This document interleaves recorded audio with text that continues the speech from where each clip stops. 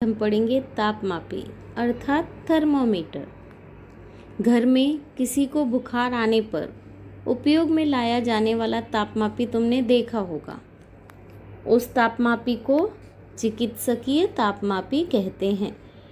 इसके अतिरिक्त अन्य प्रकार के तापमापी भिन्न भिन्न प्रकार के मापन के लिए उपयोग में लाए जाते हैं। सर्वप्रथम सामान्य तापमापी की रचना एवं कार्य के विषय में हम जानकारी प्राप्त करेंगे। आकृति में एक तापमापी का चित्र दिखाया गया है। तापमापी में एक कांच की पतली नली होती है जिसके एक सिरे पर एक गुब्बारा होता है। नली में पहले पारा भरा हुआ होता था, परंतु पारा हमारे लिए हानिकारक होने के कारण उसके स्थान पर अब अल्कोहल का उपयोग करते हैं। नली की शेष जगह निर्वात के रूप में होकर नली का दूसरा सिरा बंद होता है। जिस पदार्थ या वस्तु का तापमान मापते हैं उस वस्तु के संपर्क में तापमापी का गुब्बारा कुछ समय तक रखा जाता है, जिसके कारण उसका तापमान वस्तु के तापमान के बराबर होता है।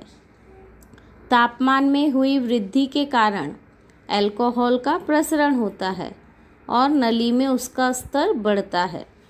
अल्कोहल के प्रसरण के गुणधर्म का उपयोग कर उसके नली में के स्तर से तापमान मालूम करते हैं और उस प्रकार से तापमापी की नली चिन्हांकित होती है। आकृति में चिकित्सकीय तापमापी दिखाया गया है।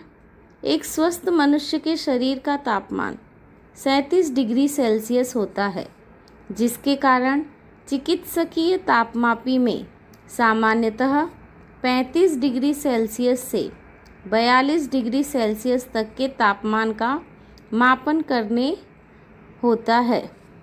आजकल चिकित्सकीय उपयोग के लिए उपयुक्त तापमापी के स्थान पर डिजिटल तापमापी का उपयोग किया जाता है।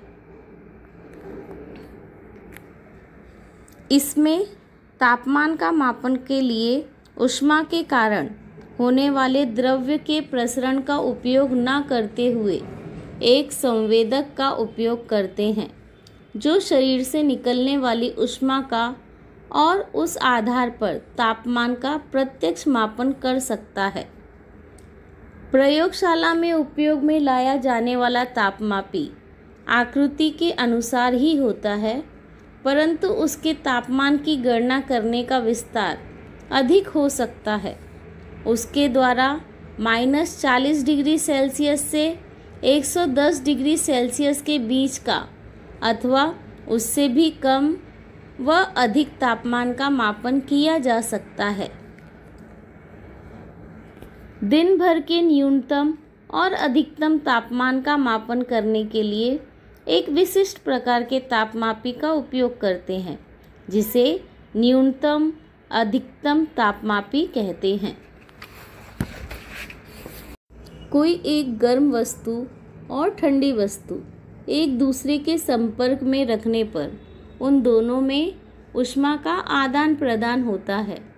गर्म वस्तु ऊष्मा देती है और ठंडी वस्तु ऊष्मा ग्रहण करती है, जिसके कारण गर्म वस्तु का तापमान कम होता है तो ठंडी वस्तु का तापमान में वृद्धि होती है।